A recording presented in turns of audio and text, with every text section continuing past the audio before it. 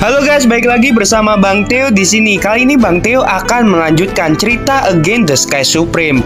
Buat kalian yang penasaran, langsung saja ya simak video kali ini.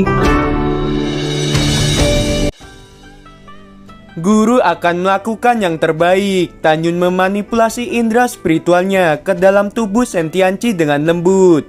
Setelah beberapa saat, Tanyun menarik kembali kesadaran spiritualnya dan membuka matanya. Tanyun dengan ekspresi sedikit muram berkata, "Subing, maafkan guru. Guru tidak bisa menyelamatkan ayahmu. Ayahmu terlalu tua. Jika guru tidak salah menebak, ayahmu telah menggunakan banyak pil untuk memperpanjang umurnya selama bertahun-tahun." Tanyun berkata dengan jujur, "Sekarang umur ayahmu telah mencapai batas karena dia tidak dapat berkultivasi, dan kondisi fisik ayahmu saat ini tidak lagi mampu menahan efek pil apapun." Mendengar ini, tubuh Sen Subing gemetar. Sen Subing tidak bisa menerima kenyataan ini. Sen Subing terjatuh dalam pelukan Tanyun, memukul dada Tanyun dengan keras dan menangis. "Guru, kamu berbohong kan?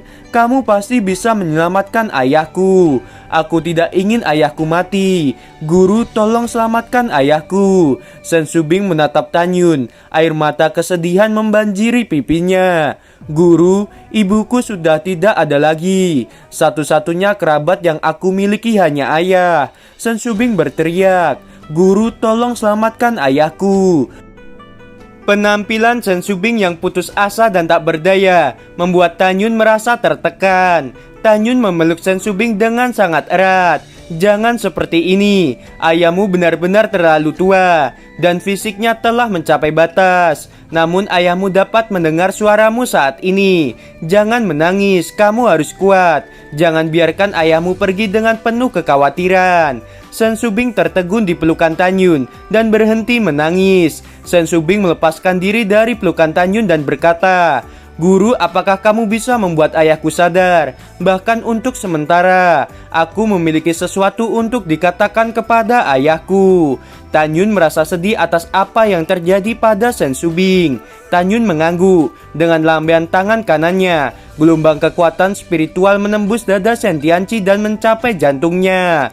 Segera, di antara jari-jari Tanyun, lusinan kekuatan spiritual memasuki seluruh tubuh Sentianci. Setelah beberapa napas, Sentianci yang terbaring di sofa perlahan membuka matanya. Tetesan air mata mengalir di pipinya. Seperti yang dikatakan Tanyun sebelumnya, Sentianci memang mendengarkan putrinya menangis. "Ayah," Sen Subing duduk di sofa dengan gemetar.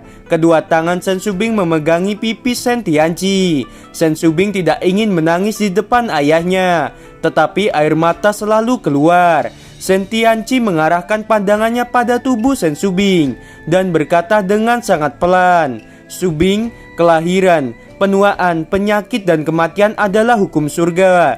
Tidak ada yang bisa melarikan diri.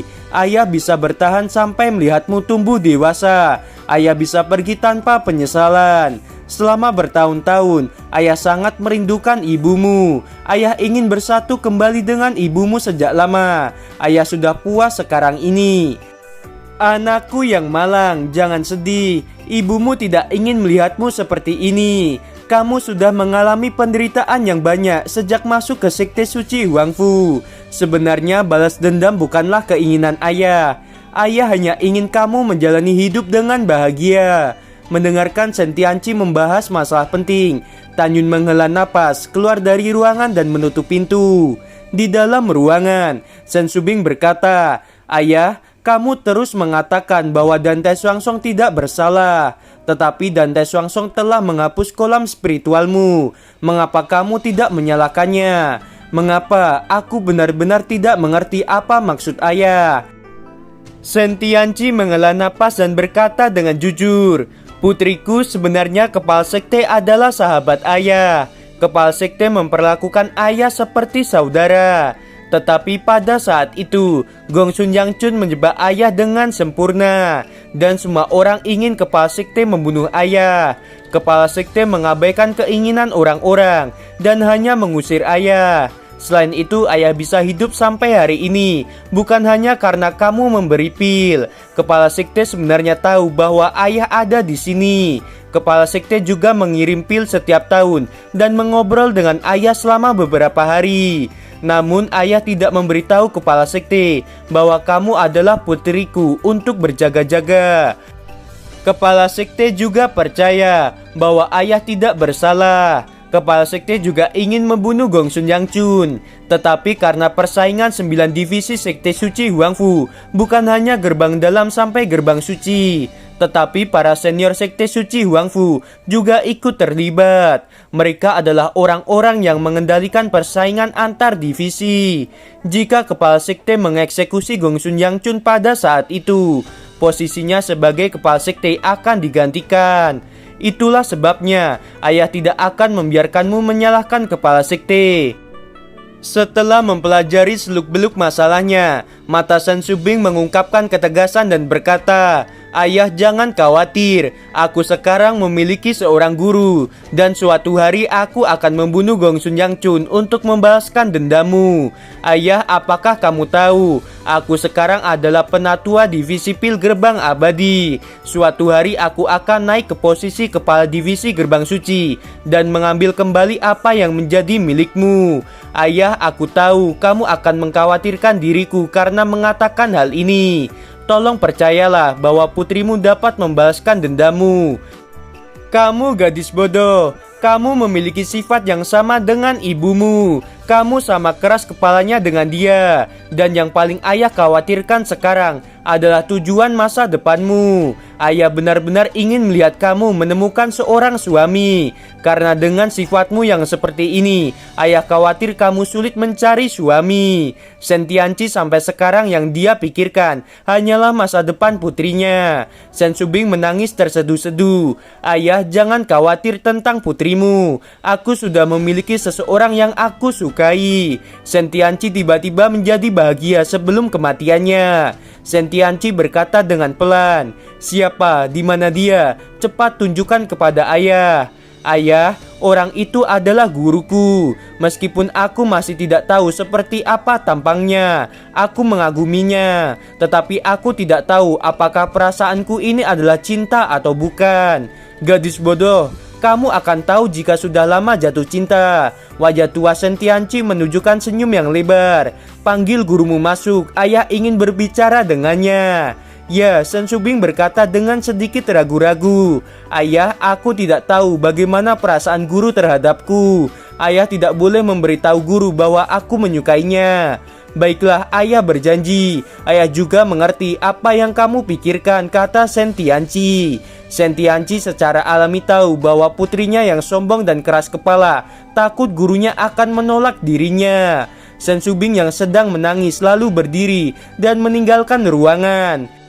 Di lantai pertama, Tanyun yang sedang berdiri mendengar suara sedih Shen Shubing datang dari belakang. "Guru, ayahku ingin bertemu denganmu." "Baiklah." Tanyun tidak banyak berpikir dan langsung pergi ke lantai 2, memasuki ruangan dan datang ke sofa Shen Tianqi. "Putriku, kamu keluarlah. Ayah ingin berbicara dengan gurumu." Ya, Shen Shubing keluar dari ruangan dengan air mata dan menutup pintu. Di dalam ruangan, Shen Tianqi berkata dengan tergesa-gesa, "Yang berarti waktunya hampir habis." Kata Shubing, "Kamu adalah gurunya." "Iya," jawab Tanyun. "Tolong maafkan orang tua ini karena tidak bisa memberi hormat padamu. Tidak perlu memikirkannya. Jika paman memiliki sesuatu yang ingin dikatakan, aku akan mendengarkannya." "Baiklah," lelaki tua ini akan mengatakan terus terang. "Ibu Shubing meninggal sudah sangat lama. Aku hampir tidak pernah memenuhi tugas sebagai seorang ayah. Aku selalu menjadi bebannya." Di luar ruangan, ketika Shen Shubing mendengarkan ini, Shen Shubing berjongkok dan tak berdaya di lantai, menahan diri untuk tidak menangis. "Jangan khawatir, Shubing adalah muridku. Aku akan menjaganya," kata Tanyun dengan serius. Shen Tianqi berkata dengan terengah-engah, Kalau begitu, bisakah kamu setuju dengan orang tua ini? Bisakah kamu menjawab dan berjanji padaku, selama Subing belum menikah, kamu tidak bisa meninggalkannya dan terus merawatnya? Ya, Tanyun berkata dengan tegas. Jangan khawatir, aku akan menjaganya sampai Subing menikah suatu hari nanti.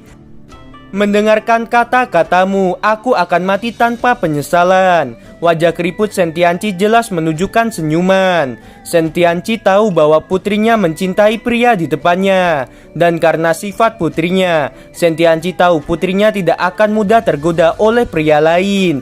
Jika putrinya tidak menikah, gurunya akan selalu menjaganya. Ini adalah satu-satunya hal yang bisa Sentianci lakukan untuk putrinya sebelum kematiannya. Pada saat yang sama, di hati Sentianci, dengan kecantikan, bakat, dan karakter putrinya, bahkan jika pria di depannya memiliki hati sekeras batu, pria di depannya akan jatuh cinta pada putrinya seiring berjalannya waktu. Pada saat ini, Sentianci menatap Tanyun seolah-olah sedang menatap menantunya. Bisakah kamu menyetujui permintaan terakhir orang tua ini? Jika aku bisa, aku pasti akan berjanji, kata Tanyun. Sentianci tertawa sangat keras dan berkata, bisakah kamu membiarkanku melihat wajahmu? Aku ingin tahu seperti apa wajah guru putriku. Ketika Tanyun ragu-ragu, suara Sen Subing datang dari luar pintu. Guru, jangan khawatir, murid ini tidak akan mengintip. Mendengarkan hal itu, Tanyun mengangkat jubah dingin napas kura-kura ke arah Sentianci, memperlihatkan wajahnya yang tampan. Sentianci berpikir bahwa karena Tanyun adalah guru putrinya, setidaknya Tanyun adalah orang berusia 50 tahun lebih. Sentianci tidak pernah mengira Tanyun begitu muda. Sementara Sentianci tercengang, Tanyun meletakkan jubah dingin napas kura-kura. Suara Sentianci menjadi lebih kecil. Kemarilah sedikit, lelaki tua ini memiliki sesuatu untuk ditanyakan padamu. Baiklah, Tanyun mencodongkan telinganya ke dekat Sentianci, dan sebuah suara lemah terdengar di telinganya. Berapa umurmu saat ini? Apakah lebih dari 50 tahun? Tidak, kata Tanyun dengan lembut. Setelah mendengar ini, Sentianci tersenyum.